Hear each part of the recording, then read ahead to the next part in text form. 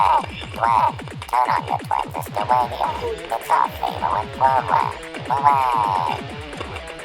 This is Cursed Earth Radio. What's up, lycanthropic lawmen, lone souls left alive in the post-apocalyptic wasteland, and fucking losers who decided they were going to use alliterations in the beginning of every single episode? You're listening to Cursed Earth Radio, bringing dread to the dreadless. Broadcasting outside the walls of Mega City 1 across the Atlantic in North America. I'm Cool Johnny Cool. And I'm Heavy Metal Kid, and this week we've got 3 times the thrill power, starting off with the legendary Cry of the Werewolf. And then we'll find out where yours truly stole his name in Talkback.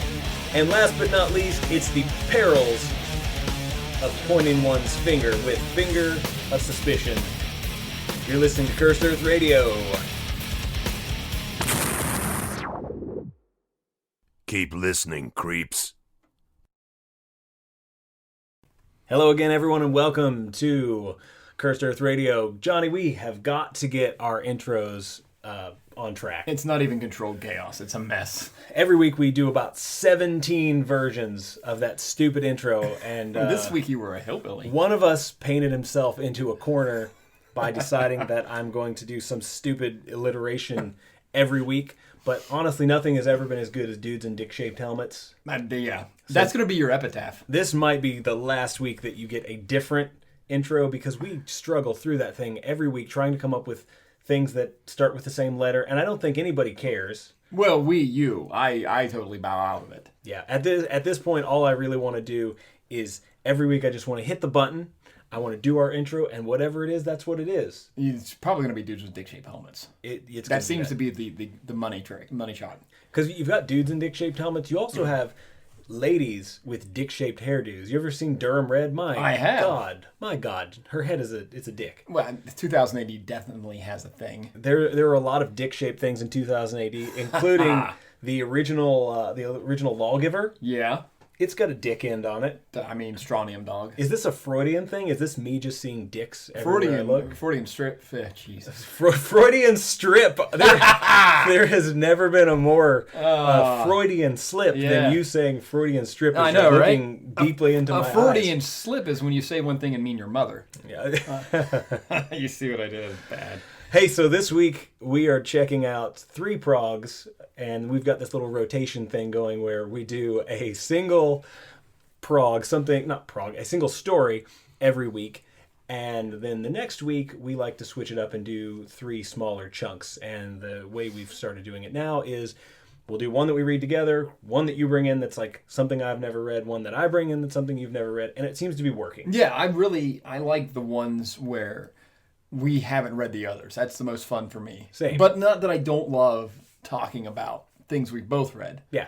Like this week, I'm stoked with what we've got on tap. I mean, me too. It's September 3rd, or is it September 4th? September 4th, so you know it's Halloween. It's Halloween to this guy all the time. Now, we're both spooky kids. We both love horror movies, but this guy, Johnny Cool over here, bleeds Halloween. I bleed pumpkin spice. It's ridiculous, and he's excited. We've got werewolves.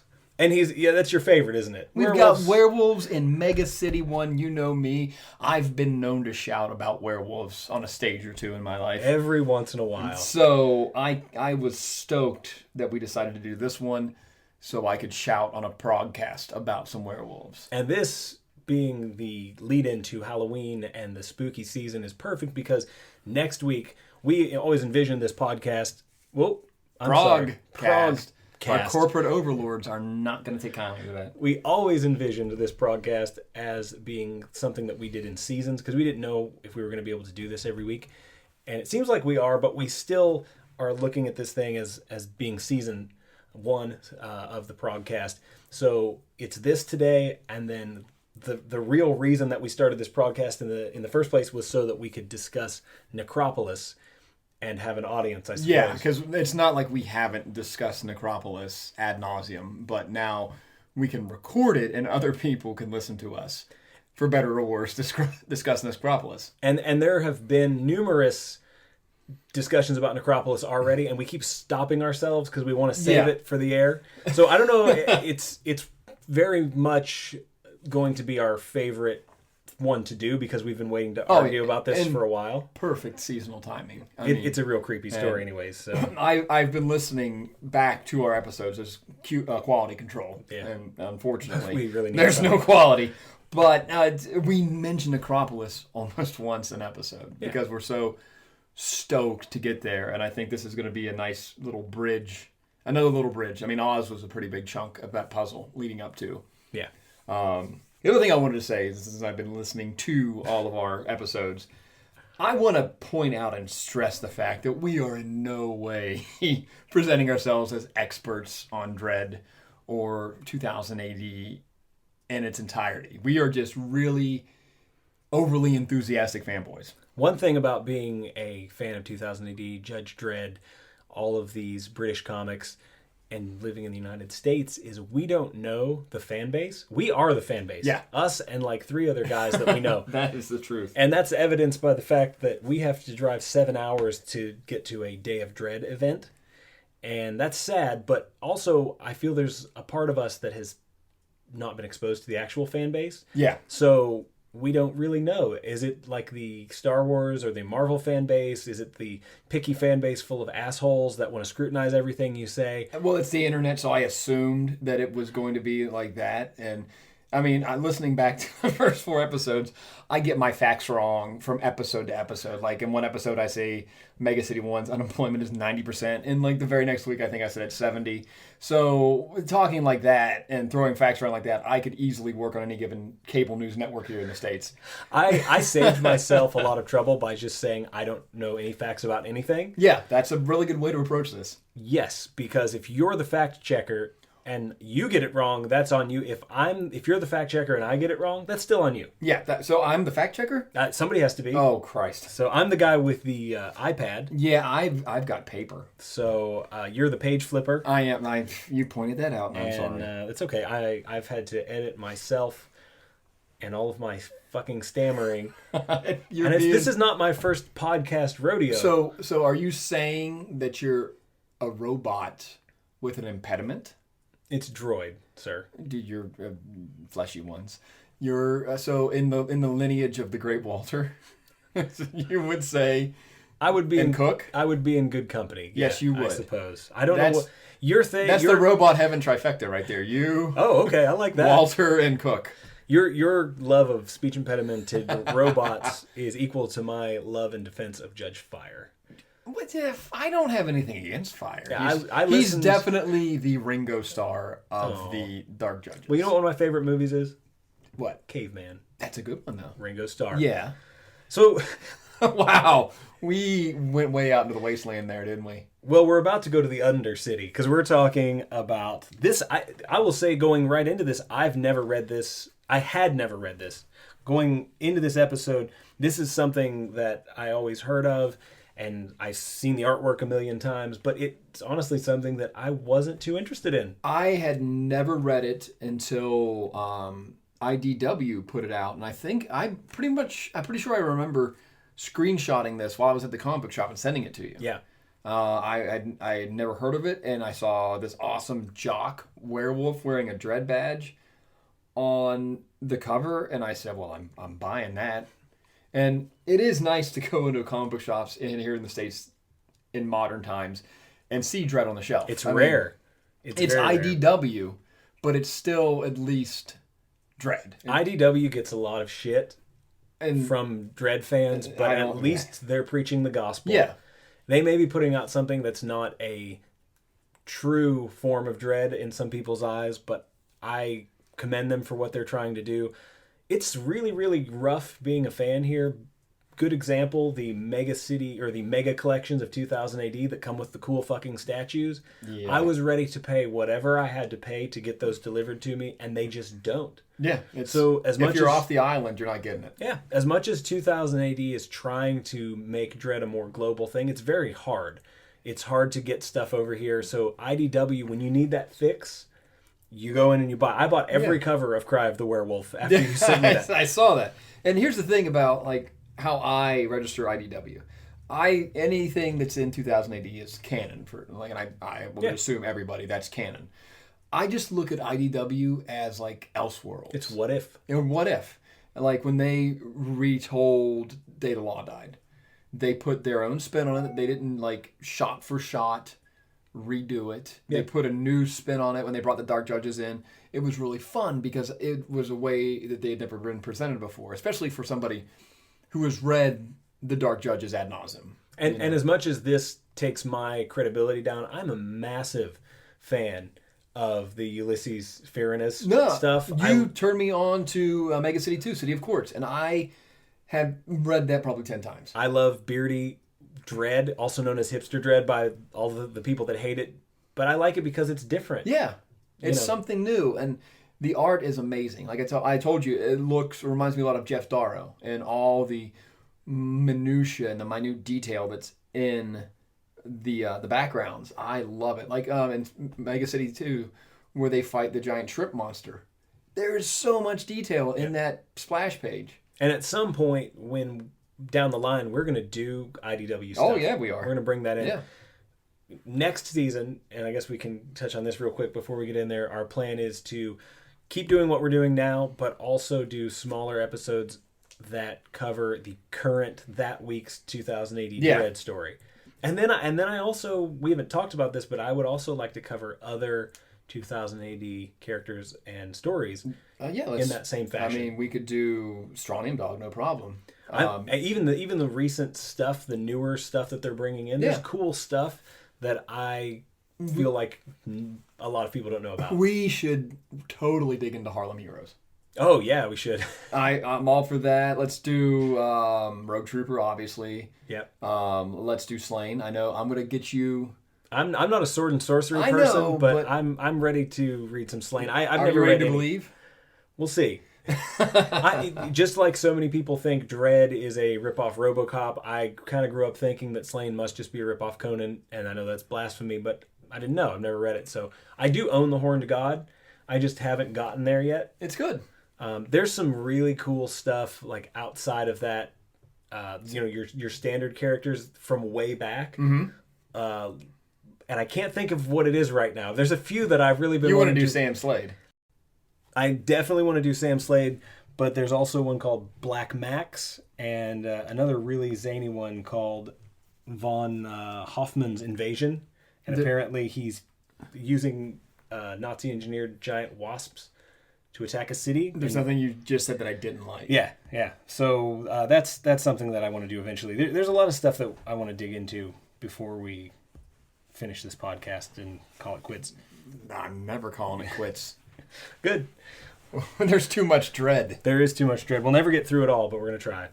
And speaking of dread, what do we got here? What are we starting with? Let's talk about Werewolves Loose in Mega City 1. Werewolves in the Big Meg. Cry of the Werewolf. Now, this originally appeared in Prog's 322 through 328.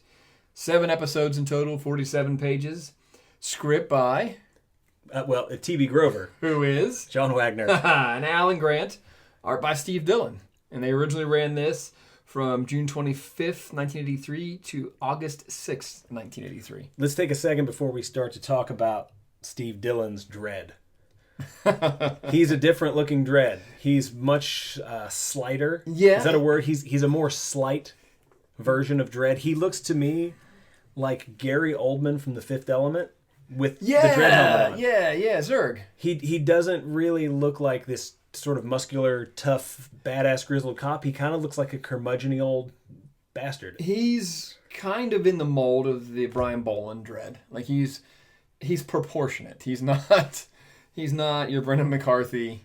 Yeah, out in left field. I don't hate it. It's just incredible to me. We talked about how many people changed the design of the helmet. Yeah. And how that's like Batman's ears. But in some ways, Dread's face, the scowl, is also like Batman's ears. There are so many people, when we're going to talk about Cam Kennedy art on this episode. Oh, I mean, that's way out there compared to some of these other guys.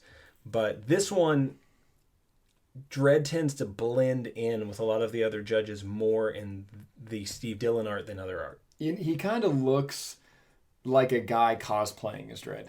Like he really does. Like the shoulder pads are smaller than we're used to seeing. The helmet's tiny. The helmet's just like he got the Excosure set up off eBay, and it doesn't fit, but he spent the money and he's going to Lawgiver Con. Oh, there are so many dudes online with their Dread helmets, and that's the struggle. Is you order the Dread helmet, and it's either way too big, way too small.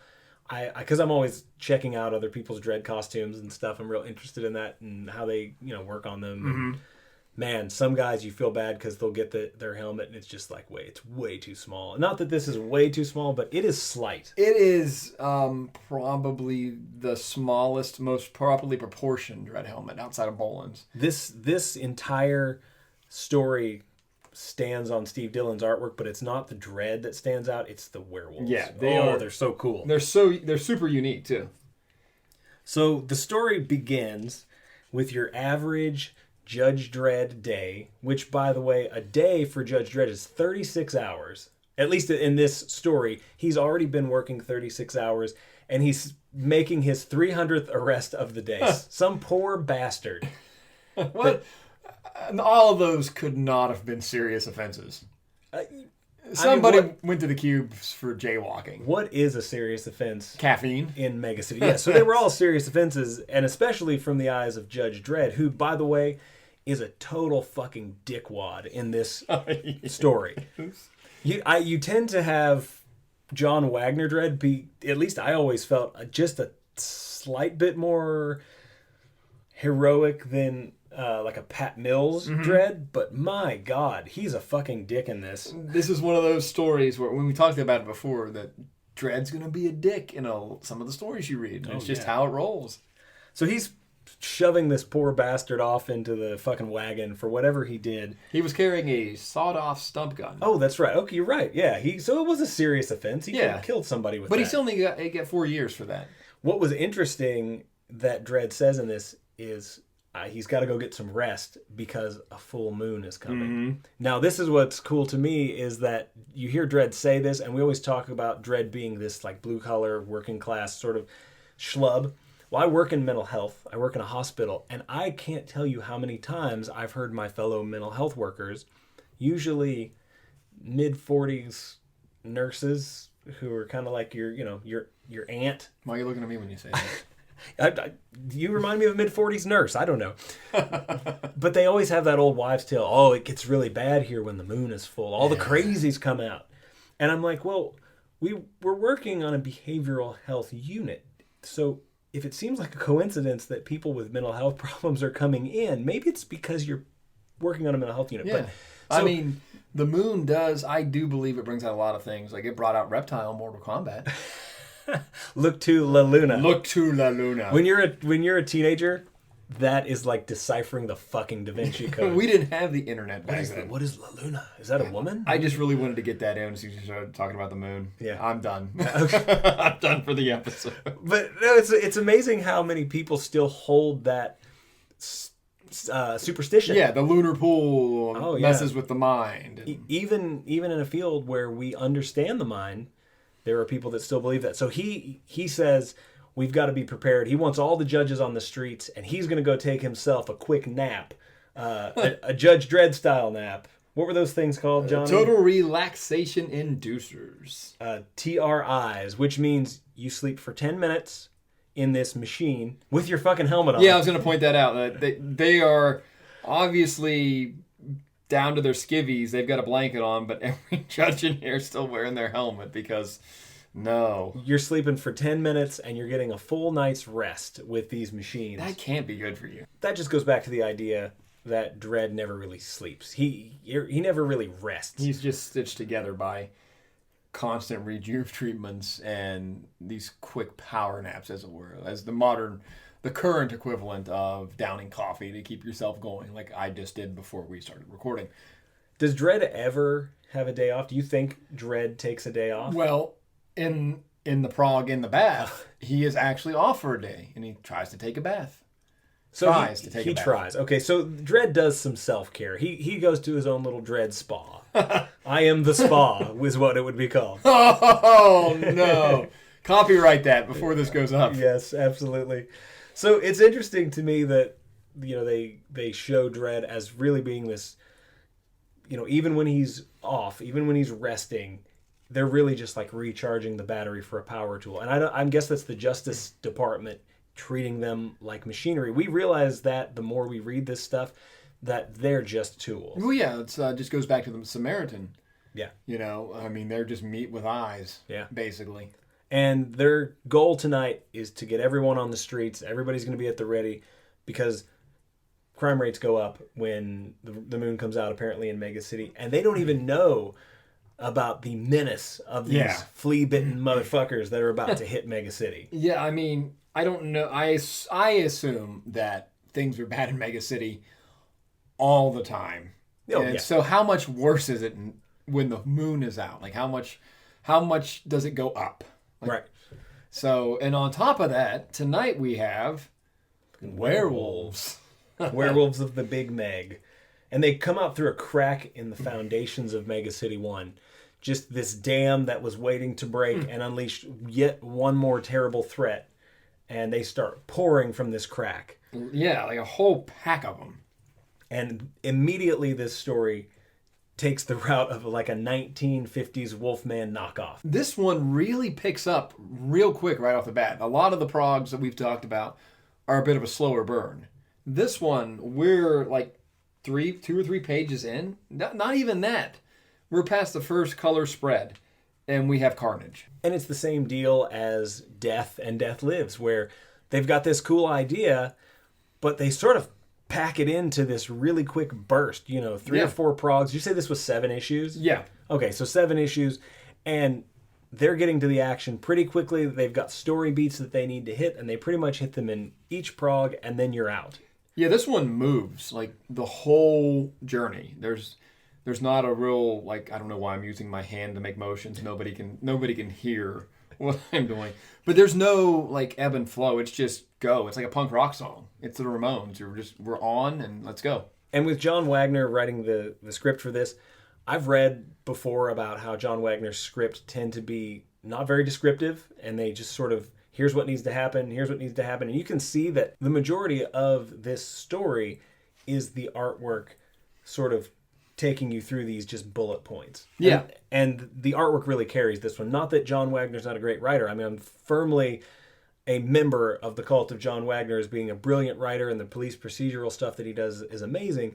But I feel like at this time, because we're going pretty far back here, 1983, it was still a little bit more on the side of being like a comic for younger kids. Maybe not younger kids, but for like teenagers. Yeah. So they're not doing this in-depth crime drama stuff yet. It's more like, here's some werewolves, here's some action, here's the twist, and here's the resolution. Mm-hmm. And so this one takes an immediate turn towards very 1950s B-movie werewolves, and you've got some like teen lovers slaughtered in a single page. Yeah, like unceremoniously just besieged by a pack of these wolves from the Undercity. And the carnage in these pages with the wolves attacking, I love his werewolves. His werewolves are awesome. Yeah. They've got these super long, snappy snouts. Mm-hmm. Kind of remind me of velociraptors. Yeah, the heads are really elongated. They're really unique. As a werewolf aficionado, where do these rate? If you were going to put a werewolf that looks better to you and one that looks worse, where would they rest? Okay, I would say that a better one, I would go with the werewolf from American Werewolf in London. I think that's a pretty quintessential. It's a great werewolf. But it's a quadrupedal. I kind of do like my werewolves bipedal. Yeah. Once when they've transformed. Worse, Lon Chaney did a lot of bad werewolf movies that weren't the Wolfman. I would almost have loved, I don't want to say preferred, but I would have loved to have seen Dredd as the snubby-nosed, Pekingese-style werewolf that Lon Chaney was from time to time. Oh, man. From the original Wolfman? Or even the werewolf from The Howling, like the female werewolf. Yeah. A cute little Pekingese Judge Dredd. Because we know he's turning into a werewolf. There's no doubt. And that's what you're here for. Yeah. Hey, kids, we know Dredd. We love Dredd. And what you said on one of our previous episodes was, Dredd's the straight man, and we like to see him react to things that Mega City throws at him. Mm-hmm. And this entire story really exists so we can say, let's see what Dredd is like as a werewolf. Yeah. And I'll tell you, he's still a fucking dick. He's still got that sense of duty. He's a fucking dick wolf. So, executive producer Dick Wolf. Yeah. Is that the guy with the sound? Yes. Dung dung. I'm gonna edit that in. Oh, please do. So, anyways, you basically the wolves come flying out of Mega City. They kill these two lovers in this, movie style slaughtering one page, and they're done. And then a citizen finds their bodies, and you get a little peek into the fear of a Mega City citizen in this, because he finds the bodies and he reports the crime and he waits for the judges. And when we see him, the judges are there, and he's like begging them, please don't arrest me. I swear I didn't kill these people. And they're eviscerated. They're slashed and mangled and, just throats torn out. Yeah. But he's still afraid that maybe he'll get blamed. And they seem to be very like, don't worry about it, citizen. We know you didn't do this. Well, it's not Dredd, it's Judge Fogg. Yeah. Judge Fogg's a more even-tempered man, I think. Or he was. Yeah, he was. But it makes me think about, all the high crime rate in Mega City 1, and how a lot of it must be due to the fact that people are terrified to report a crime, because maybe I walk across the street to report a crime to some judge, and I get cited for jaywalking and go away to the queues. Yeah, well, we talked about that before. There are no extenuating circumstances for the judges, by and large, in Mega City 1. Yeah, it just shows how absolutely terrified they are. But the judges realize immediately this is the work of, quote unquote, an animal. Yeah. They don't leap to werewolf right away. They do like a page, but not right off the bat. Well, and in this run, a page is like, a huge. It's like the equivalent to 3 or 4 issues of an American comic book. Yeah, and there's a lot happening in quick order. Werewolf attacks going on across the city. Dredd's investigating the first couple's death, and then you have Judge Fogg coming on the scene to sort of intervene, because these two kids, Floyd and Darlene, were out driving, probably going to Lookout Point somewhere in Mega City, and they have themselves a little Harry and the Hendersons moment. Even their car's pretty old-timey. Like, they really played up the 50s B horror movie. Yeah, I love that element of this. Oh, yeah. It's charming. And Floyd and Darlene are the most normal names I have ever read. And I miss Beryl. It should be Doyd and Farlene. Yeah, that's a Mega City name for way you. too normal. But they hit this werewolf who's wearing pants. He's wearing man pants. Do you want him to get arrested for indecent exposure on top of murder? Wouldn't that be great? they hit this werewolf and they go to check it out because he's wearing man pants. So maybe it's a hairy guy. It's dark. But he gets up and he runs for it, but Darlene gets bit. Sweet mercy, Darlene. And this is the start of it. Now the virus is in her blood. The judges don't know that, but we know that as fans of horror movies. The bite of a werewolf is a sentence to being a werewolf yourself. So Darlene is now carrying the virus, and they stop Judge Fogg, who, like we said, intervenes, and he starts chasing the beast down. And as much as they had a Harry and the Hendersons moment, I would imagine that you probably picked this little thing out, maybe. Being a Halloween fan, he has a Dr. Loomis moment. Oh, yeah. Because he shoots this werewolf as it's trying to climb up the side of a building. And he has I shot him 3 times. With standard rounds, you can't take down a werewolf, Johnny. No, but he fires incendiary. Yeah. And he bags one. He manages to knock this werewolf out with the incendiary and calls into dispatch and says, I fucking bagged a werewolf. Probably not the strangest call dispatch got that day, oddly enough. Yeah, and we did say this is definitely post-death and Death Lives. So this is, in a way, it's a threat to Mega City, but they've probably seen worse. Yeah, I mean, the virus will spread if not contained quickly. But it's not the Dark Judges, so on a scale of terrible to terrible. Yeah, this is a little bit fuzzier and more cuddly than a Judge Mortis. You can't even hold Judge Mortis's hand. No, he can hold yours, though. Yeah. So this is now the ticking clock for the reader. Okay, the virus is starting. The werewolf's obviously wearing man pants, which means he was a man once. And now we're waiting. We know Darlene's going to turn. At least I did. Maybe when you're a kid back in the day, you're like, ooh, what's going to happen? But I'm like, okay. Nah, we've all seen enough werewolf movies to know where this is going. Yeah. So the call goes in, and then eventually Dredd and his fellow judge Kokorian. Is that how you pronounce that? Yeah, that's a weird one. Korkorian. I kept calling it Kokokrin. Yeah. My reading comprehension is not good. I don't know. This is one of the strange mega city names. You like the pictures? I like the pictures. Well, tell me about the pictures. What's your favorite picture? Oh, man. They light this one werewolf up with the bite cannon, like that. They're trying everything. They're throwing the fucking kitchen sink at this werewolf. Little, they got the quips in here. Aren't we supposed to use silver bullets or something? Oh God, yeah. And that might have worked. I mean, they're werewolves. Only one way to kill a werewolf. We've all seen Monster Squad. I wonder if after this, because Dredd is not one of those guys who lets something happen twice. We're taking the Attack of the Sovs out of this. It's not really his fault. But, Dredd's the guy who's going in with the nuke as soon as he finds out where the threat is. So I wonder if Dredd now, as Batman, 66 Batman, has the shark repellent. Werewolf. If he just goes, if he's just werewolf. And then shoots a silver bullet. He's got one silver round. Wouldn't that be amazing? I hope that's a thing that comes into play later. So they throw everything at it and manage to take it down with high X. And then boot knives. They run it down and start stabbing it. Were the boot knives silver? It's hard to tell. This is all high contrast black and white. Yeah. I doubt it. The unfortunate thing is Korkovian is bitten. So now, again, there's a clock ticking in Korkovian's blood. They also find out that the werewolf was wearing the remains of a judge's uniform. And he's got Judge Brom's badge. So either this werewolf is very fashion conscious and put on some man pants and a badge, or it's Judge Brom. Yeah. Judge Brom has turned. And we find out a little bit more about Judge Brom is that he was a good judge for the most part, but he was getting a little squirrely. Maybe he'd been on the streets too long. Maybe he was getting old. But he chose to take the long walk. And I think we should, just in case someone is a new listener, like in our minds, Johnny, we want to be the evangelists that go out and tell people about Dredd. So let's pretend that no one has seen the Stallone movie. And let's pretend no one has read this. Can I live in that reality? I'm pretending that every day.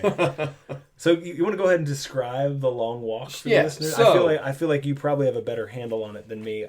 All I know is that a judge can choose to do this. Yes. Long At walk. the end of a judge's, and they say it as coldly as Mega City can, a judge's usefulness, you have a couple options. You can end up at the academy teaching like a lot of the wounded judges do once they come off the streets.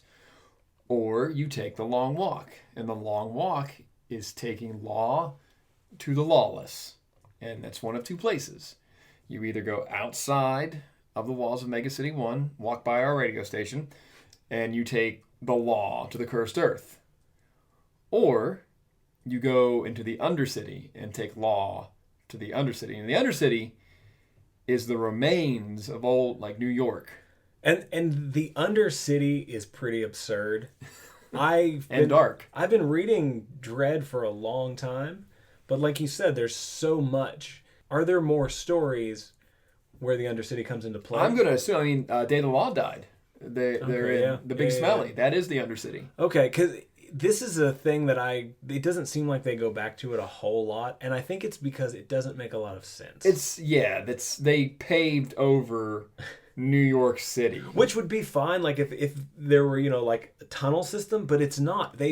It's like they paved the Empire State Building is below Mega City 1. Yeah, that has to be another thing where they were just kind of I don't know if Wagner said the Undercity is the remains of the old city, and then, when the art came out... Dillon just ran with it? Oh, man, there's a whole literal city, or if it's just something that they did kind of on the fly and later said, we're just going to kind of not talk about that as much. I like it. It's a fun story arc. It's a point where you can, you want to introduce something weird and spooky in a Mega City 1? Yeah. It's not the Dark Judges?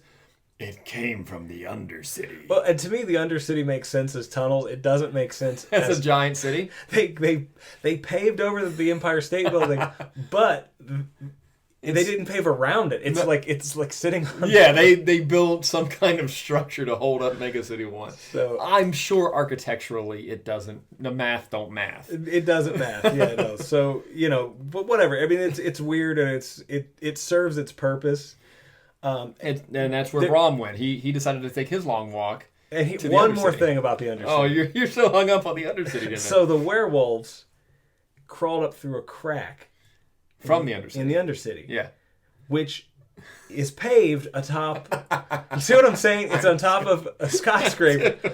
Now we do have a panel. If we're gonna say anything for the, continuity here, that we do have a panel where that werewolf is trying to crawl up the building like a King Kong style. Yeah. But Which I'm sure you loved. I loved it. Yeah, I like the werewolf in man pants crawling up the King Kong building. Getting his monkey on. Yeah, it was awesome. But there's some issues there. There's some flaws. Now I think we're talking about werewolves, and you're perplexed. I know. In the day by the Undercity. Well, in the day the law died, I remember them very much being like tunnels. Well, there was like Fergie lives in an old gas station. I guess. I'm not going to question. I'm not going to question the mighty Tharg. So I'm fine. But we've got werewolves in the Undercity, HMK. Yeah, your suspension of disbelief is getting hung up on the wrong parts here. That's true. So Judge Brahm had taken the long walk, and now apparently he's back. He's taking a long nap now. He's back as a werewolf. He was. Yeah. He will be remembered. And we go back to the Justice Department, and they're doing their tests, further examining this werewolf. And there's a question, is this really Brahm? And they find some scars where he was shot with a laser. And they do indeed confirm this has to be him. Corcoran. That's how I've been pronouncing Judge What's-His-Face's name. Corcoran. Okay. I'll take it. It's you know why? Because my brain patched in Cochran from Halloween 3. Okay. I'll take it too, yeah. So Judge, they find out that this is him, and they do this 1-2 punch where it's like, oh my God, it's Brahm. And then, Dredd, we need you over here. Kokorin, or whatever this dude's name is, he's wolfing out. And Dredd starts to put the pieces together that it's a virus. And that if you're bitten by a werewolf, you become a werewolf. And he's now already, got that program running in the background where he's trying to figure out how he can fight this menace. Yeah, because Dredd is never not on the job. Yeah. And so he starts looking through the Justice Department reports and files, finding who's been bitten by a werewolf, who was attacked, and he goes back to Darlene. And Floyd and Darlene, right? She can't stop thinking about raw meat back at their spot in the block. And I have to say, I'm so jealous because you're sitting here reading your IDW glossy pages. I have the app with the case files, and you have a color page, 2 color pages. I have none. Are you saying that my printed page might be a little bit superior in this case? I just don't understand why that couldn't be scanned in, unless IDW went back and colorized it. I don't have the original progs. If somebody out there could tell us, all 3 of you listening. Yeah. I'd love to know. But yeah, Darlene is back with Floyd in their apartment in the block. And Floyd's going to get some antiseptic for the bite. It's not going to help. Darlene has a big, big thirst for human blood. She wolfs out. She does. Oh, it's such a great... It's very much in the vein of American Werewolf in London and the transformation sequence. I mean, look at that. The song is playing in the background. Steve Dillon may have very well used that as source, but this is a great transformation. Darlene goes full tilt lycanthrope. And R.I.P. Floyd. Floyd's dead. Floyd died. And Dredd gets there a little bit too late to really make a difference. Well, he shows up in the med bay to watch Cochran going full tilt werewolf. Yeah, but by the time Dredd makes it to Darlene, he's seeing the aftermath. Yeah, well, we're going to gloss over Dredd fucking headbutting a werewolf. Oh, that's right. He does. He gets into a battle with... Kerkovian or Steve or Judge Steve.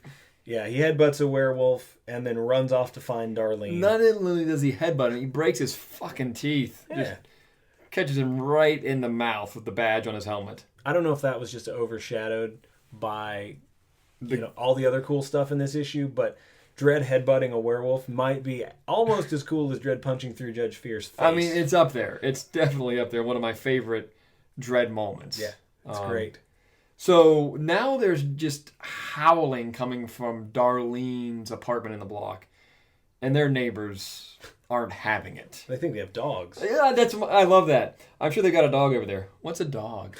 Like, that's how fucked Mega City. The dog is such a foreign concept. That's how far out we got. What a sad world where you don't even have dogs. What is dog?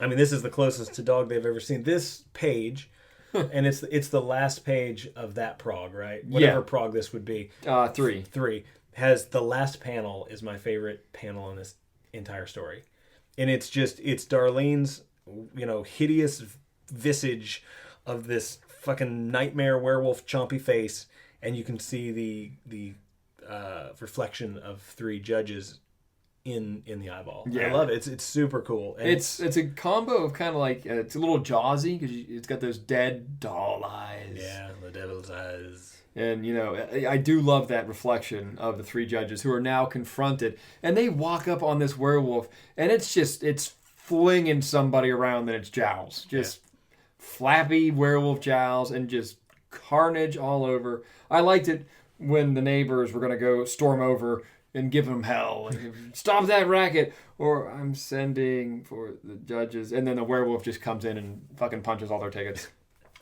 And so Dredd shows up to the aftermath of this. He was trying to get there in time to maybe, stop this thing from spreading, but he just finds a bunch of dead people. He finds a bunch of dead judges, and now he realizes... Presumably a dead werewolf, so... Yeah. We're not playing by all the folkloric werewolf rules here. No. They're able to take them out with things that burn and things that make them explode. Look at that chin. Look at that chin. That's a pretty big chin. You give me static for liking Jock's big hamburger chin. Look at that chin. I like some big chins. He is full of big league chew right there. He looks like he's got a chaw in or something. That's got to be a crime. Which is interesting because he doesn't look like that throughout the rest of the. He needs to go see a doctor. The swelling will go down in 6 to 8 hours. So Dredd, he sees the aftermath, and he realizes this thing's spreading, so we've got to gather up all of the victims. Anyone who's been bitten, anyone who's been in contact, been scratched, anyone who had a fucking flea bite from a werewolf, lock them up. And now we have a werewolf zoo at the Department of Justice. It is literally a fucking zoo. Look at that, full color. Look at that. And I'm jealous. You should be. You got full color. I got black and white. These werewolves are all just crammed into this literal bar jail cell. Yeah. Like an old Mayberry jail cell. Muzzles snapping at passersby. Yeah, so they've got a problem on their hands at this point. But Johnny. We've got Cassidy in the tech lab. He is here to save the day. He's been dying.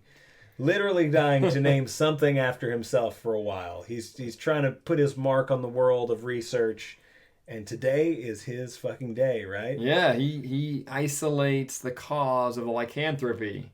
It's some radioactive substance in the body of the werewolves. Called Cassidium. Of course. And they give him a little bit of shit for naming it after himself, but he's like, come on, man, I had to call it something. And this is one of my very few gripes with this story. Why couldn't they have been esoteric werewolf? Why couldn't we have just the paranormal werewolf? Because we've got the dark judges.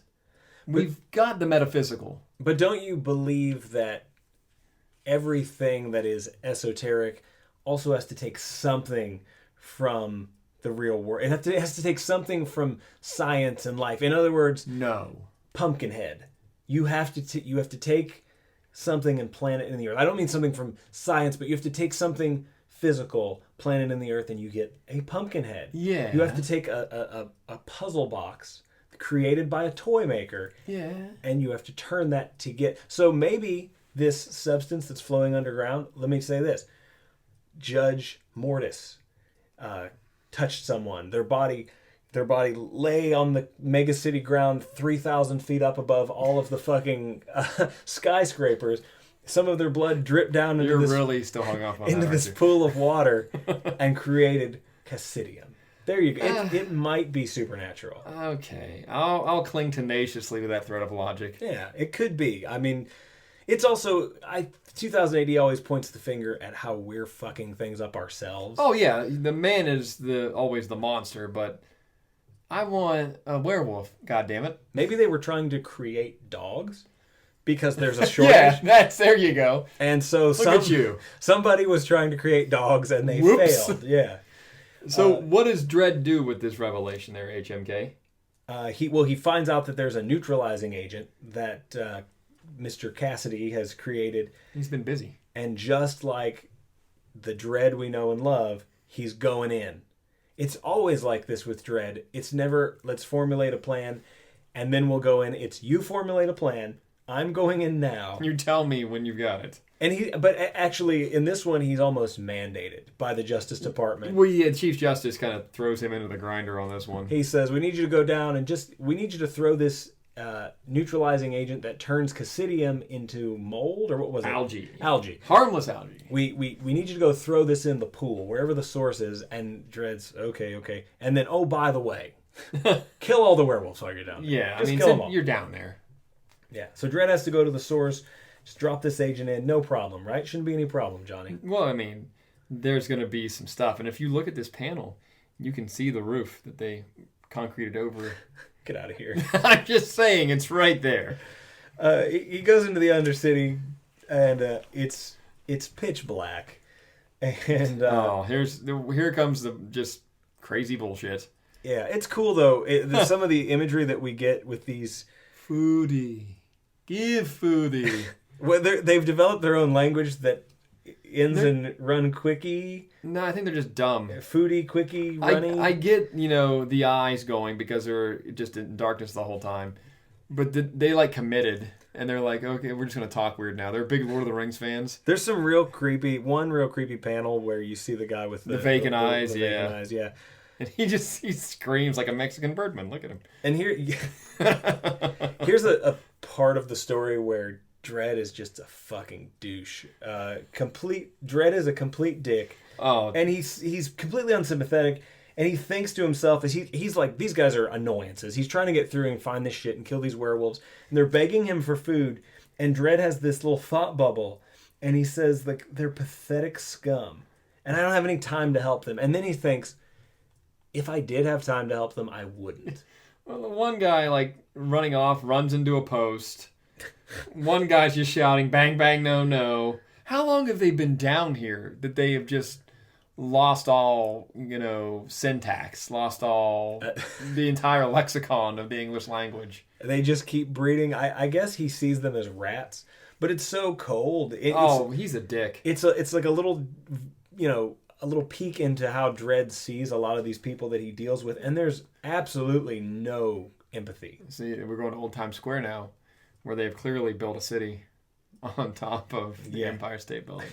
Rocky 37 was playing. Rocky 37 and Mad Max 25. I want to live in that world where there's a Mad Max 25. Oh, we're getting close to Rocky 37 with all these Creed movies. Yeah, but we're 4 in on Mad Max. We're not going to make it. Yeah. You and I might not make it. No, we're not going to make it. So we get another... I'm sure you loved this part coming up, didn't you? Just when you thought it couldn't get any weirder, what do we have? You get a bunch of fucking renegade robots rolling in like the Turnbull ACs and the Warriors. Yeah. They've got this big fucking bus and they're hanging off the sides with their weapons, and they've caught themselves an albino werewolf. How could they tell? It's dark.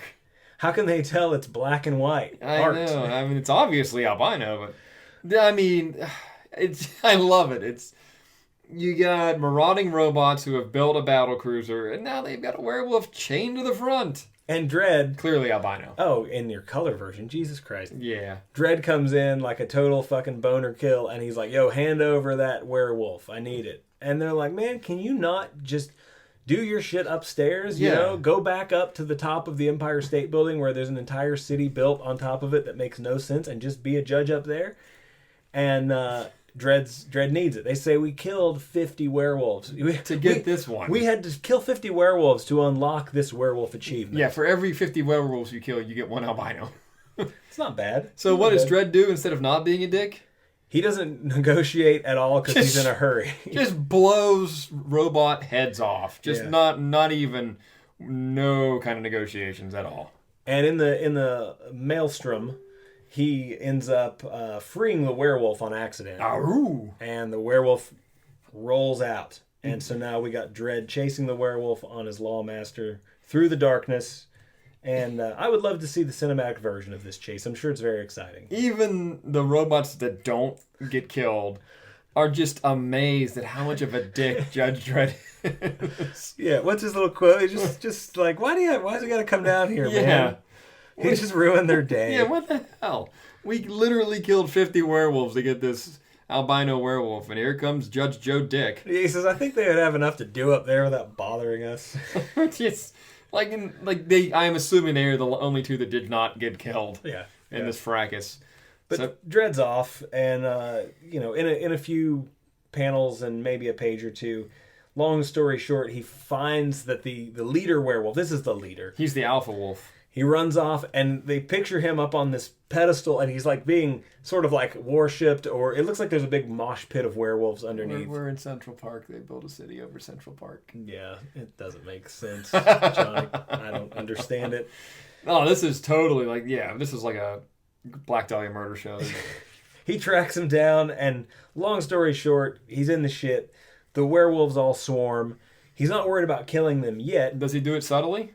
No, he just starts blazing, all guns blazing, and he's trying to get to the pool, because he sees this pool of Cassidium. He's got the little vial of the antidote, and he just gives it a toss. And right before it kind of, as it's cresting over the top of the pool, he shoots it, and it goes in, and boom. That part of the mission is under control. Now he's just got to deal with all these fucking pesky werewolves. Well, I mean, he is in their house, and he's being a dick about it. That's true, yeah. We do get some Dread versus the White Wolf action after he takes out some of the minions. And you've got another color page. I do. I'm going to lord that over you. Kind of jealous. You've got this twice. You just chose to use your app. Yeah. You're lazy. You're lazy. So Dread's fight, we get our showdown between Dread and Alpha Wolf here. And, I think it's black and white again on my end. Dread takes him out, but unfortunately... There is some werewolf on werewolf cannibalism here.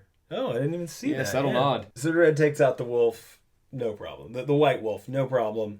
But in the process, he gets a disease. He does. He gets a bite on the neck. So now we got the lycanthrope lawman. I love it because Dread immediately says, I've got an hour before I turn.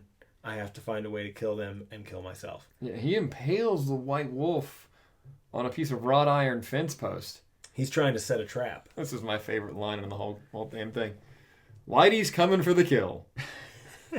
So, leave that there. Leave that there. He's talking about a white werewolf, but it's funny. It's funny. Shut up. So yeah, he stakes him through the heart. So now we've got vampire mythos wandering about. I'm more concerned about the melange of mythos we have, right? And you're concerned about dumb stuff like they built a city on top of a city, and that's not possible. We'll just say neither one makes sense. One is more based in reality. And I agree. Clearly, you don't mix up your lycanthropy with your vampirism. Get out of here. So he stakes the wolf, and now he finds a pool of radioactive goo that he's trying to formulate a plan to take out all the werewolves and possibly himself. He not even sure that he's going to make it. So he stakes out the albino werewolf on his lawmaster, and apparently the lawmaster can mimic the cry of the albino werewolf. I'm just assuming it has a programmable voice like Siri. I in my head it sounds like Apple text-to-talk where it's really janky. Oh. It's like war games. It's like Auru, Auru, Auru. Werewolves are just really dumb. I love this. If you make it back to the city, tell them what happened. Tell them I died doing my duty. And he's telling that to his bike. Yeah. So it's going to be pretty damn intelligent. You know, our iPhones probably have more processing power than the Lawmaster did at this time. At that time, I'm sure, yeah. So he sets a trap for these werewolves by putting the dead body on top of the bike. The bike, and I also don't get this because the bike is rigged to explode. Yeah. So he's telling it if it gets back to the city. Tell them I'm a hero? Yeah, but he's not doing anything out of any sort of heroic... he's not coming from any heroic place. It's a place of duty and also absolutely zero regard for himself. No, he doesn't feel sorry for himself. No, he didn't feel sorry for those people, those underlings. He did not bring his pity when he went into the Undercity. And that's one thing that makes Dredd a little less of a... I mean, he's still a dick. But at least he's not this selfish person that only cares about himself. He's just another piece in the fucking machine too. Yeah, he knows it. He's makes no bones about it. Yeah, he totally. I don't know how he thought the Lawmaster was going to get back. He blows both sides of the bridge. No, I don't. I don't know what that's all about. Nah. But We'll chalk that up to cities on top of cities. so he sets the trap and it works. The werewolves all come rushing in. I want radioactive werewolves now. Like, let's just go full tilt. I mean, wouldn't they kind of? They just melt. Yeah, I Boo. mean, but they're dead. We got one left though, because Joe has now gone full lycanthrope. Well, and that's what it says as his very last, the last bit of him that was human, takes glee in massacring all of these other werewolves. So there's this fine line where he's still human, and then he turns. Here's how I took this panel and the way everything was laid out. Why I also say Dredd's a huge dick in this story. he takes, I'm going to do my duty. I'm doing my duty. I'm trying to make sure that I kill these werewolves, and I've got to kill myself. And right as the werewolves explode, he turns, and he's very clearly a werewolf, but he's howling in ecstasy. He's murdered his foes. So the animal instinct has come out, but he's celebrating killing his own kind. Yeah. Well, Joe's still in there. Well, I don't know, and this is why I'm saying Joe's not in there, because then he turns tail and runs. I think Joe's still in there. This is the same Joseph Dredd that was not paralyzed with fear, by fear, and punched him through his fearful face. But Dredd, in full control of himself, planned on killing himself because he doesn't want the threat to go to the Meg. But now he's running. You make a good point. That fight or flight response, that self-preservation instinct that animals have, that Dredd has had completely bred out of him. Well, he's in the throes of bloodlust. Bloodlust. There's no control, and so I'm pretty sure this is a Municipal Waste album cover. that's beautiful, Right? Is that Judge Mortis peeking out of that No, rubble? that's melting werewolves in the rad pit. So That needs to be a Municipal Waste album. Melting Werewolves in the Rad Pit. Yes. That needs to be an album that we write. Let's do it. So here's my favorite thing that 2000 AD does in the early days. They're like, all right, and let's just end it right now. Yeah, it's the Universal Monsters stumble into the ending. And it's such a chance ending. Like, Dredd's in Bloodlust. He sees these guys who seem to just be hanging out there with weapons. You don't know what's going on. He sees them and he thinks, kill. And he rushes them, falls through a floor. I'm guessing they had planted a trap, because what we find out is they're being pursued by a judge who had also taken the long walk into the Undercity. You got Judge Praggart down here on his long walk. So these guys are criminals, and he's chasing them, and they've set a trap for him, and they're stick to the plan. Well, the werewolf runs in and falls down. They're distracted. Praggart comes out and sentences all three of them to death. I'm still not sure what they got. Oh, robbing. They were robbing. They were just some robbers. They were in the Undercity. That's Yeah. That's what they did wrong. And so he administers his sentences right then and there, and he sees the werewolf, and he's like, oh, I'm not going to touch you, but let me just go ahead. And right before he can sentence this werewolf to death for being a werewolf, he has an observation. Yeah. And he sees the judge uniform. Did you notice that Dredd's wolf transformation is one of the only ones in this issue that doesn't destroy the clothes he's wearing a bit, right? Pity the uniform. Thank Grud. Thank Grud. And it's a good news for Dredd, because otherwise he would have been high-exed. He would have been incinerated right then and there. But this judge notices that he's wearing a uniform and sees the Dredd badge and storm gasses him, knocks him out, chains him up, and takes him back to Mega City. Change his muzzle just to be doubly sure. Yeah. And I love this, again, the blue collar thing. It's like he goes back to Mega City, knocks on the door, and they're like, yeah, oh, here's a Judge Dredd werewolf for you, and leaves him and just goes back into the city. How's things down there anyway? Grim. Indeed. Happy endings. And then on the last page... Yeah, the whole story. We wrapped up in one page. Dredd comes to in medbay, wearing his helmet. They got him an extra helmet. Put that helmet back on him. Before he wakes up. And they got Cassidy came up with a cure.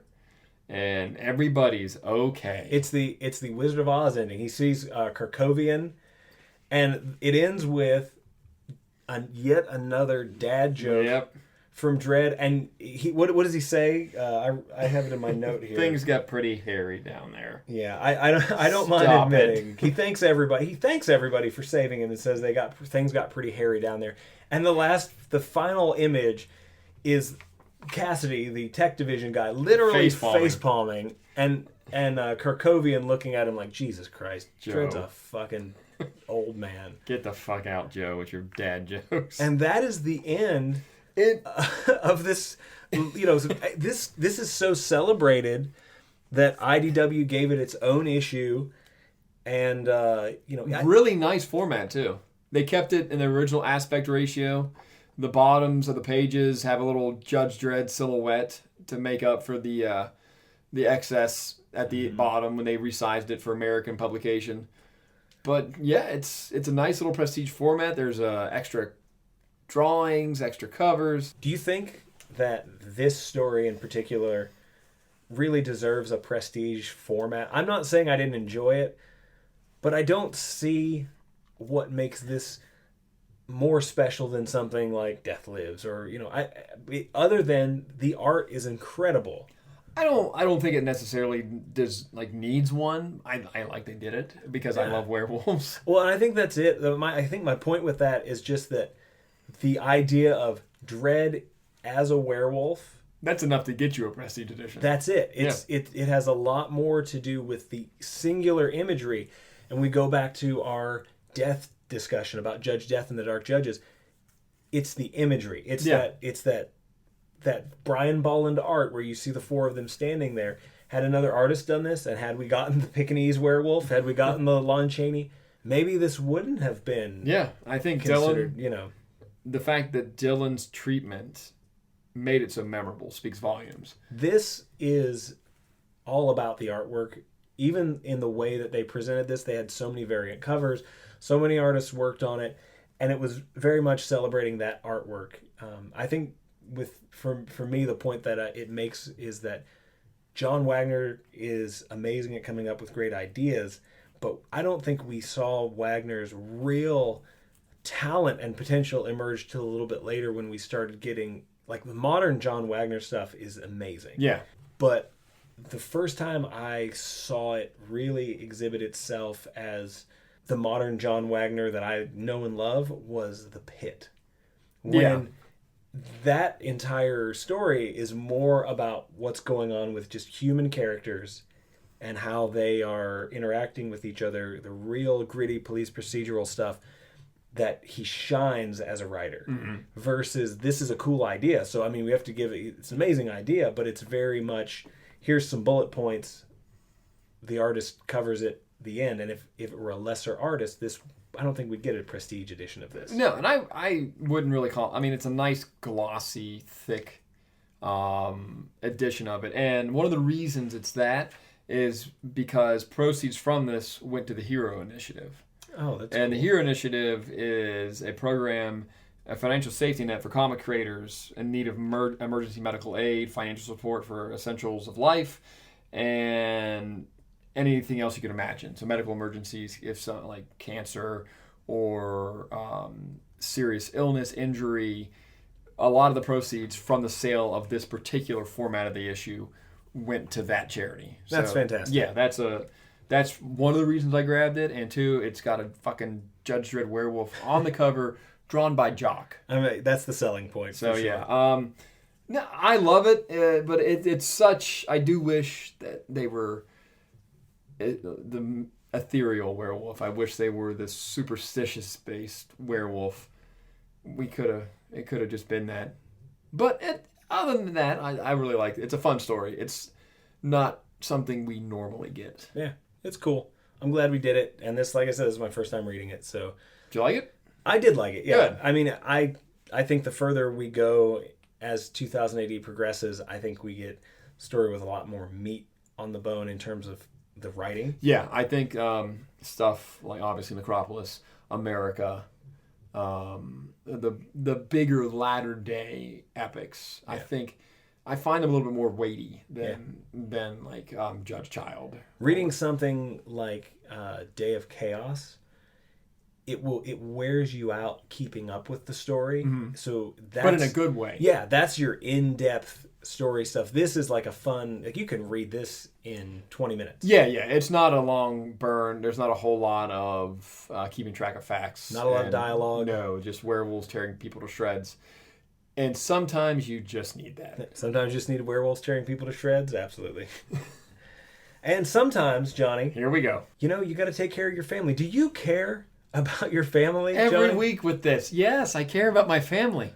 Well, I'm worried about your mental health. And I didn't want to say this because, we've done only 5 episodes together now, and I don't know how close we are. But you seem like you're a little overburdened. And I got to know, Johnny, have work, financial issues, and, well, post-Day of Chaos existential angst got you down? Well, obviously. These are troubling times, Johnny. And with so many everyday concerns and almost certain death lurking around every corner, the Church of Sympology is here for you and your loved ones. The what now? The Church of Sympology, Johnny, they're giving you answers to life's important questions, such as, how many judges does it take to screw in a light bulb, Johnny? I don't know. The answer is a man and a fish substitute sock taking a nap in a canoe. I'm so confused. That's the key, Johnny. See, it's time to stop thinking and start stopping thinking as soon as you are done finishing your thought process. I was told there would be Umpty Candy and Cynthia Calf. So don't hesitate, Johnny. Stop by your local Church of Sympology drop-in center today for an audit. And it's free for the first audit.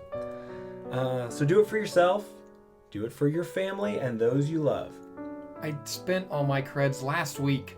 Family. Isn't it about a gaggle of anthropomorphic stookies having a picnic? But Brought to you by the Church of Sympology.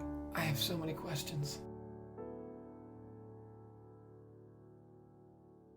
All right, so we've covered Lycanthropy and Mega City 1. Not a super long mega epic, but it was longer than what we're going to do now. And these are fun ones that I'm going to bring one that you haven't read. They're HMK. And this is actually when we were talking about doing this and we decided who we were going to be. I really wanted to be Walter de Wobot. It would have been great, but you would have had to speak in your speech impediment for the entirety of our podcast. I know. Broadcast, sorry. Our corporate overlords. I couldn't keep that up. So I remember this is another one that I got in my formative years when I got my initial stack. And it's Dread Rules. Yeah, these were the nice prestige ones. I don't like that cover, except for somebody's wearing a rookie helmet. That's Joe. That's his first bust. Oh, see, I do like it. Okay, but for another time. Is that in there? Yeah. His first bust? Yeah. Oh, God, I gotta read this. We'll talk about that. I mean, I'm sure I have it in one of these case files, but I just want to somewhere. Read it. Yeah. So when I decided I couldn't be Walter and do the Walter de Wobot for God knows how many episodes we're going to do, I remembered this prog, and this is a prog called Talkback. It was originally in prog 740. Garth Ennis did the script. Glenn Fabry did the art, and the art is amazing. It's when 2000 AD was starting to switch gears and getting away from the pen and ink styles of Brian Boland to the more painterly stuff that you would see in Biz. Is it airbrushed? Is that what that is? We're getting there. I don't know exactly what it is. I think it might be. Oh, those colors. We're getting there. The colors are the pinks and the sort of the bright colors. The same stuff that draws me to something like Necropolis. Mm-hmm. I love the colors. Yeah, it's cool. I mean, you got a pretty weird dread helmet. I mean, that's super dick shapey. So this prog is about a DJ who happens to have yours truly's same name, Cool Johnny Cool. What a coincidence. Right? What do you know about that? So we open on Dread and some other judges finding what's left of Cool Johnny Cool after he shoved himself into the disposal unit. Oh, he's dead from page 1. Yeah. This all happens in reverse. They brought their human remains bucket, which I love that it's clearly labeled, Official Justice Department Human Remains Bucket. Well, you don't want to mix that up with the Justice Department large-size popcorn bucket. This is true. Some of them might, though. Yeah. So they're they're left with little to go on, except we have Cool Johnny Cool from the waist down dangling out of the food disposal unit. Oh my. And most of the rest of him they scraped out into a bucket. So they call in this young side judge.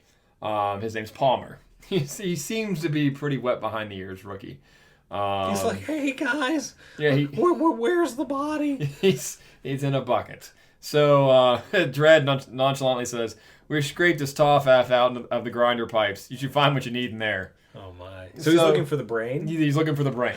What a terrible and job. then another judge says, "Okay, we figured that bit. That's what's left of his brain right there."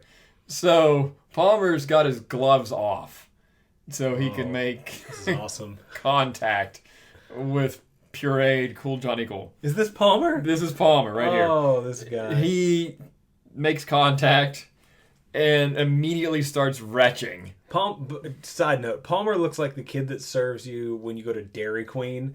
He's got like he looks like the pimply face. Yeah. Like, oh my. He's super, like, this may be his first day on the job, and he just had to stick his hands in a human remains I bucket. feel so bad for him. And Palmer's freaking out, so they pull him out of the bucket, and they're screaming. He's screaming. The judges are screaming at Palmer, trying to figure out why Palmer's screaming. Dredd calls for a med unit.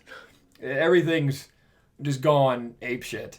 And Dredd grabs Palmer by the chest and just shakes him almost. He doesn't slap him, but he's going there. And Dredd goes, What is in there? And Palmer just says, "The hate." Oh. So now I feel like this is going to be very poignant. It works for today. So we go back. I am assuming this is Palmer telling us what's going on. And Cool Johnny Cool is one of the headline DJs at a station called Radio. And he is your stereotypical annoying DJ.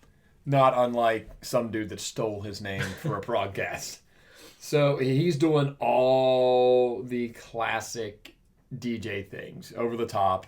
He's super on all the time. Is he trying to do alliterations when he opens the show? No, he's even more annoying than that. So he takes a break from his show, and he is very annoying to the receptionist at the radio station, and he tells the receptionist that he's going on a vacation, a bowel vacation. Bowel? A bowel vacation. Okay. That's his way of telling her he's going to the Oh toilet. God, he is annoying. Yeah. Jesus Christ. So, and this is drawn in the UK, so their water tanks are way above, unlike ours in the US that are bolted right to the bowl. Mm-hmm. So he pulls the chain to flush, the tank breaks loose and smacks him in the head in the bathroom. And this event opens his latent psychic powers. Oh. So now he can hear everything psychically. Oh my. Yeah. So he gets back on the radio, and he's being Cool Johnny Cool. And he takes a call, and he thinks he's talking to the guy on the radio, but he's actually hearing the guy's internal monologue in his head. Oh wow. And he says, "Hey, Cool Johnny Cool, why don't you go fry? I mean it, Cool Johnny Cool. Why don't you drop dead? Or better yet, jump out the window." So Cool Johnny Cool gets up out of his booth and goes to the window and tries to jump out. Oh no. Right off the bat. So his coworkers talk him down, and Cool Johnny Cool keeps saying, "Well, that guy told me to," and nobody else heard it. And Cool Johnny Cool is very confused as to what happened, because he all of a sudden now has psychic powers and he doesn't understand it. He goes back on the air, and it keeps happening. He takes calls, but instead of hearing what they're actually saying, he's hearing their internal monologue. They're asking him if he understands how uncool and annoying he is, and he's stupid, and everybody hates him, and he's a slime ball, and that he should go kill himself and end it all. So he is hearing the comment section of our broadcast, which we're going to disable because I don't want to have my little island of happiness of 4 Dredd fans that love each other and have fun here in the United States ruined by people telling me that I pronounced someone's name wrong, so I need to fucking kill myself. Now, what's the reasoning behind the fact that is it just the power of the initial psychic suggestion that he gets that he decides to jump out the window? Yeah, or is he just that kind of susceptible to... I think he's partly very open to suggestion and so confused by what's happening that he just gets lost in the moment. It's almost like having a psychotic break, but instead of the voices being internal, the voices are external. And let me just... being piped into your head. Right. Weird, just side note. So there's some research in the study of people who hear voices, right? This might go into this story here. Okay. When someone's hearing voices, they've actually found that what's being stimulated is their auditory receptors. So as much as the voice comes from in here, in your head, our ears, like that part of our brain lights up as if it's happening externally, and they can't really explain that. Maybe it's people getting hit on the head with a toilet tank. It might be, but it's interesting. Like it does make sense that something that strong and powerful, even coming from what he thought was external, when people have a psychotic break and they hear voices, carry on. No, I get what you're doing. I get where you're going. I get what you're going. And speaking of toilets, Johnny goes home and tries to drown himself in his toilet. And then he tries to drink rad bleach. Oh, rad bleach. And he is stopped. Oh, okay. So he goes home. He's trying to shake all this off. The voices only get louder when he gets home. And he hears people telling him to swallow some razor blades. He's hearing people just berating him. And finally, the voice comes through. We want you to kill yourself. Cool, Johnny Cool. Tell you what. How about you throw yourself down the goddamn garbage grinder? Cool, Johnny Cool. Oh. And that's what happened to Cool Johnny Cool. And the judges are talking to Palmer, trying to suss out everything. And Palmer says it was everybody. He heard everyone in the city hate him all at the same time. And it broke him. And he couldn't take it and threw himself down the garbage chute. Wow. Now, you'd think there'd be some kind of moral about not being a dick to other people and actually being nice. Yeah. You would be wrong. Because this is 2080. Yeah. So Palmer says, I don't understand what was so bad about Cool Johnny Cool. And Dredd says, here's a tape of his last radio show. Let me see what you think after this. So Dredd plays the tape. Palmer listens to it. And after listening to it, Palmer, the sympathetic voice, goes, Grud, I hope that little creep rots in hell. Ooh! So there's your happy ending. Wow. I remember this from my formative years in Dredd, and just the Glenn Fabry art was, and still is, amazing. I know you mentioned it, but what year was that published? This was published in 1991. So who was the big shock jock? I wonder. It was Howard Stern. Yeah, right? And so I wonder if this was a not so subtle jab. A lot of those radio DJs that came out of the whole Howard Stern thing, what was fucking Opie and Anthony, and I'm sure they... the milieu of shock jockery. Yeah, the guys that are just seem so narcissistic and so full of themselves and humor at everyone's expense. As much as those people are praised and worshipped by some and they become millionaires based on that stuff, a lot of times I hear that stuff and I have that same thought. I'm just like, Jesus Christ, like you're horrible. And I know, it's part of their character. Yeah. For sure, but I understand that. And now in the internet age, see, that was in 91 and it was like, oh man, imagine if you could hear all of your critics. Now you can. Yeah, you can hear every slapping jaw trying to hate everything about everything all the time, always. All you have to do is open up a tab in your browser and just go to Google and search any news event, and you will be just bombarded by hate and vitriol from keyboard jockeys. And it's ridiculous. It really is. People can't let people be happy anymore without shitting all over it.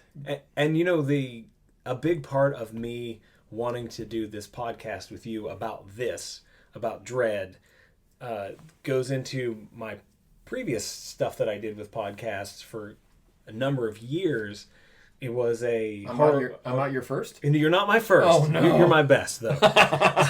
it was a horror movie themed podcast, and I did it for many years, and I got so burnt out with it because it was there's squeezing a little weird brain creature in my face. I got burnt out with doing this horror movie podcast because what happens is inevitably you're sent movies.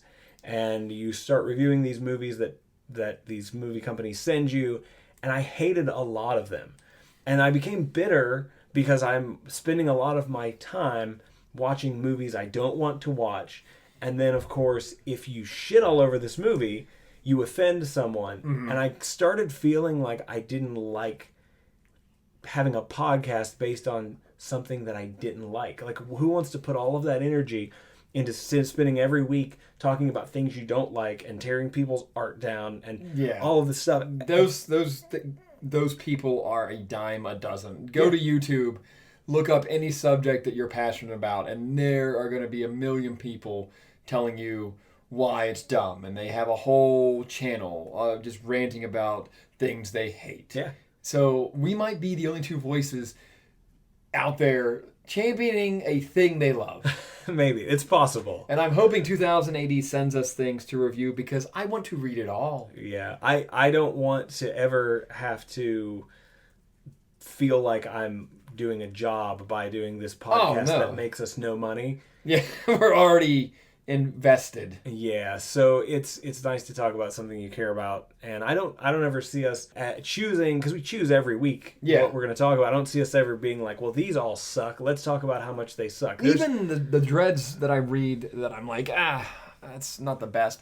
I can still find things, and I always try to find the things I like about it. And I'm having a blast doing this.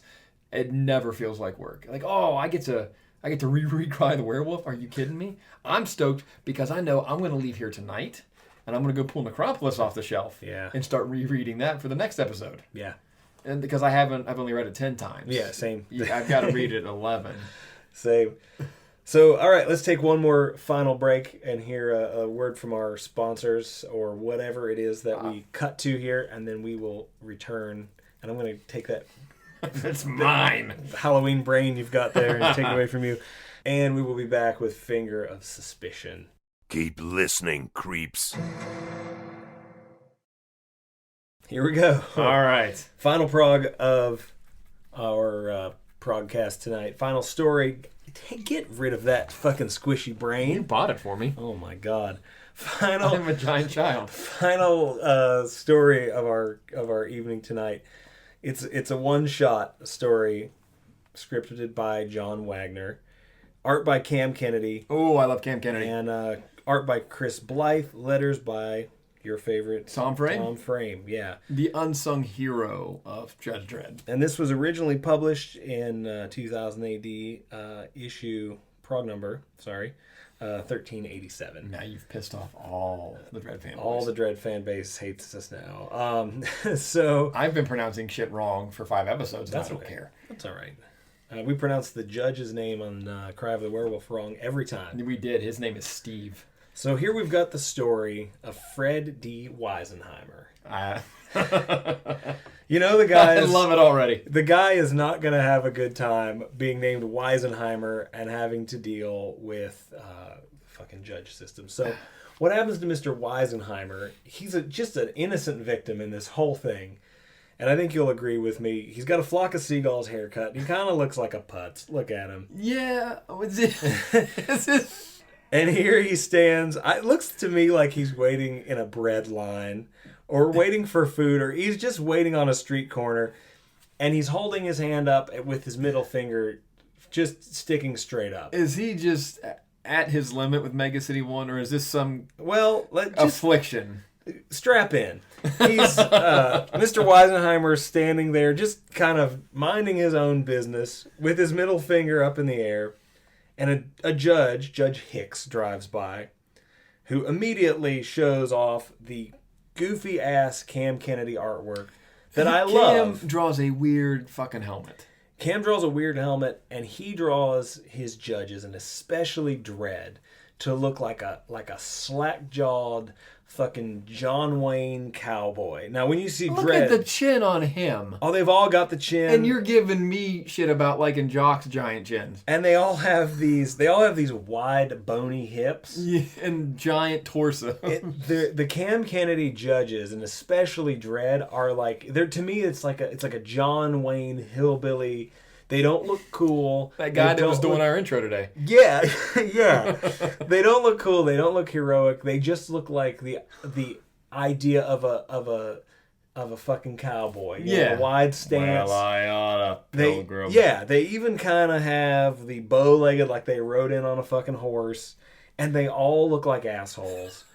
It seems to be a recurring theme. So Every prog we've done today, Dredd has been an God. asshole. Actually, he's not bad in this one. All right. Dredd's actually pretty cool in this We'll one. but- leave that to me to decide. Well, this is a later Dredd, so I think he's had the time to grow a little bit of a conscience. Maybe, I don't know. So Weisenheimer's standing there flipping the bird on the corner in Mega City, and Judge Hicks drives by, and he's like, "What the hell?" And he looks back, and he pulls his lawmaster over, and he says, "Smart creep, huh?" It points at Weisenheimer, and Weisenheimer's standing there giving him the finger. What do you mean?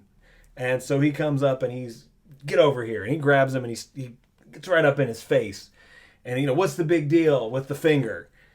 And he holds his finger up as if he forgets that it's up, clearly. And the judge grabs it, and he starts giving him hell, and immediately goes right to beating the shit out of Weisenheimer. of course. He roughs him up, he slams his face into the ground, and he grabs this guy's finger, and Weisenheimer's trying to say, "No, listen, I've got a problem with my hand. It's not..." And this judge is trying to pry his fingers up, and Weisenheimer's pleading with him, "Please don't break my finger, please don't break my finger."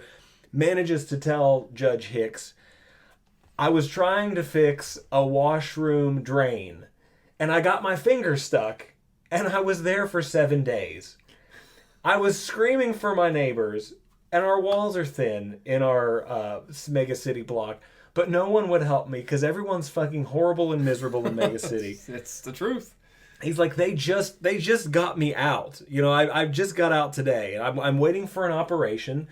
But he says, "You know how it is in Mega City?" And Judge Hicks says, "No, I don't." And immediately we're reminded that the judges have no sympathy. Nope. They're machines. They don't know what it's like to be citizens. No extenuating circumstances. But he says, "All right, citizen, I guess you're free to go." And he thanks Weisenheimer. He's, if nothing else, he's very sympathetic, because even going through all of this, he's just this poor bastard. And he thanks the judge for letting him go. And he says, "I'm really sorry that that you have to put up with me bothering you." It's real sad. He says, "Thank you, Judge. Thank you. Sorry to have to put you through any bothering me up. Just Stammering so much like me on our first few podcasts." So Judge drives away, and he says, "In the future, try to be a little more discreet." And he raises his hand to wave goodbye. Oh, Says, "I will, Judge. You bet I will." And he's giving him the finger again. And, the judge, he says, "Discreet, that's my name." And he's standing there with his middle finger in the air. Yet again, so as he's standing there waving goodbye to the judge with his middle finger in the air, Let me guess, Joe shows up. well, an entire pack of judges shows up. Jesus. And it just cuts to... he's up against the wall, getting beaten again. For the second time. For the second time, and he pleads with them after getting his ass beat a little bit. And they radio to Control after he's pleading with them, no, I have a problem with my finger. And they say, well, he has no... This will make you feel even worse for this poor bastard. Nothing serious in this guy's future. Now, we've already established that this is the most benign, sweet, sad little man in Mega City. But he's been arrested a couple times for a 211.9 and a 21.23, which is walking funny. Oh, Jesus. And failure to report a littering offense. And he's been fined and admonished, so he's been all right. And he claims he got his finger stuck in a drain. And yes, they confirm that with this judge. And so they drive away again. After savagely beating him. He got roughed up a little bit, and he figured his problems were over. Oh, no. And he's walking around basically saying, stay discreet, stay discreet. So he sees a chip bag floating, some debris floating through Mega City, and he grabs it and he puts his hand in it. Thank God he finally has it covered up. So he looks like he's just walking down the street eating some chips there. And this is my favorite weird judge that I've ever seen. I'm gonna scan over the big reveal. The big reveal. He comes upon a judge that looks like a fat version of Thulsa Doom from Conan, James Earl Jones. Holy shit! This judge, a male or female, I don't know, has a fupa. I mean, he needs a belly wheel. Yeah. And he's got long, scraggly hair. But he sees poor Weisenheimer walking around with his hand in a bag. And he says, "You!" He's being suspicious. So he calls Weisenheimer over. And look at that look on this guy's face. He knows he's in for it. This is the third time today. Third time today. And the judge asks him what he has in the bag and demands, "Pull your hand out of the bag." And he said, "Please don't make me. Please don't make me pull my hand out of the bag." And the judge screams, "Do it." And he pulls out a middle finger. There's no getting around this. And it just cuts to an ambulance. This is just as an iconic shot as Dredd putting his fist through Fear's head. Yeah. I want that on a poster. The giant double-chinned Thulsa Doom judge. They do not have fitness regulations. That is the first chunky judge I've ever seen.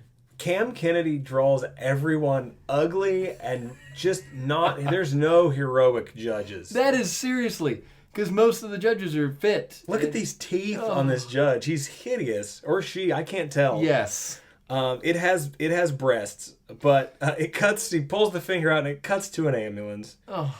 And he goes to the hospital after this savage beating. And apparently, the justice system is not cold and calculating all the time, because we find out that they actually say, "Okay, we've seen the record where you've been beaten 3 times today. 3 times. And we owe you some compensation." Oh. So he gets 37 creds 50 in compensation. And they say, "We think that's fair given the part that you played in getting yourself beaten up."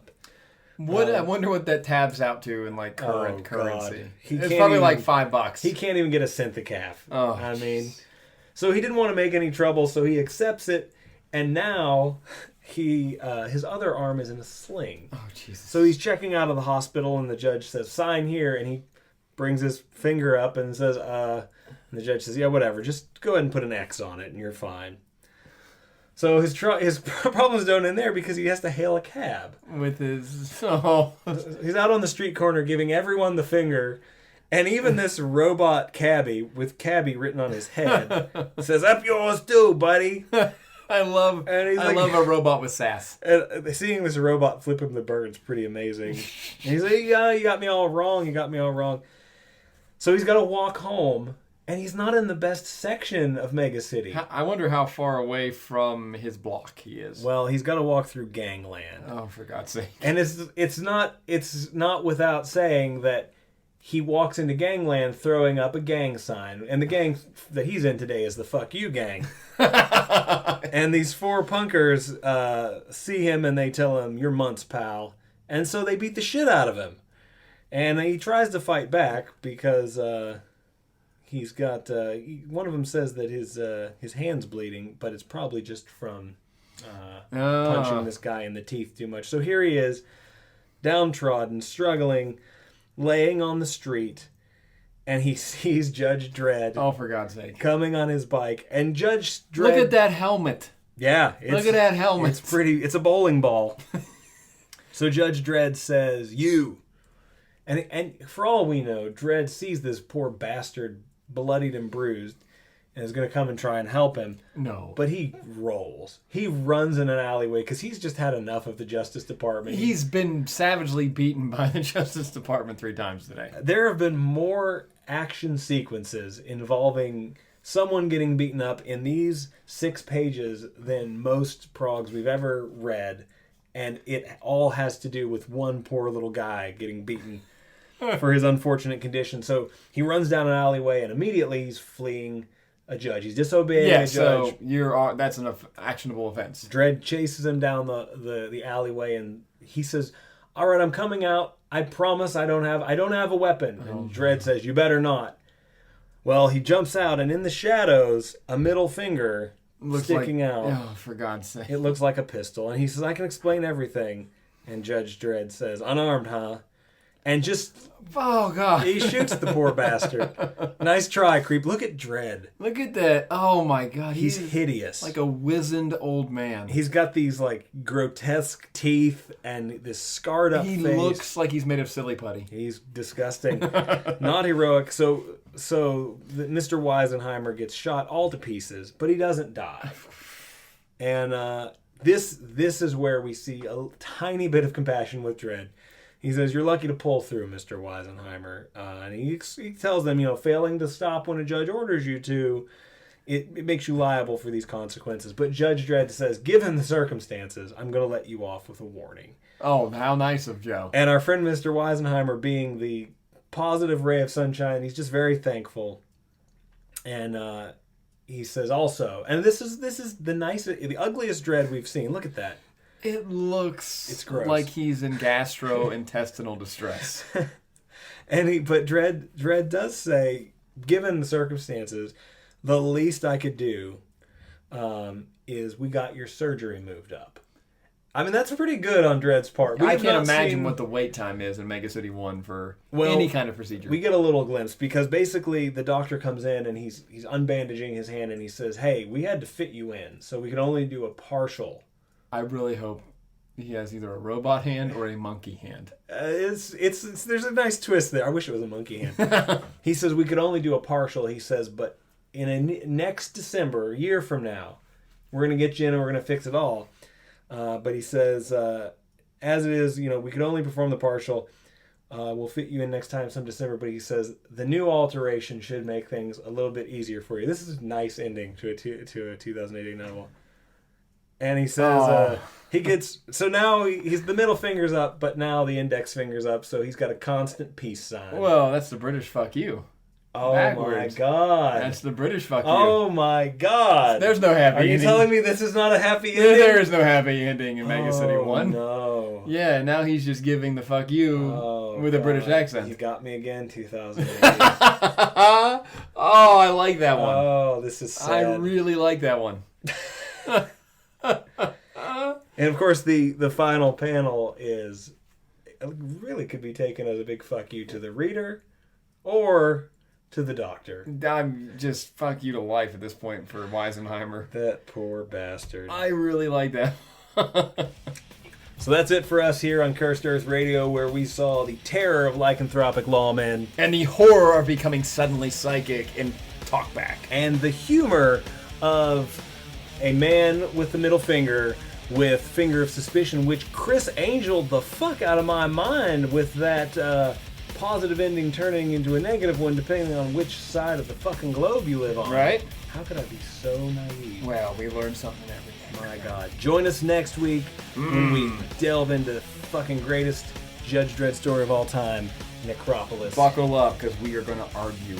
Once again, you've been listening to Cursed Earth Radio.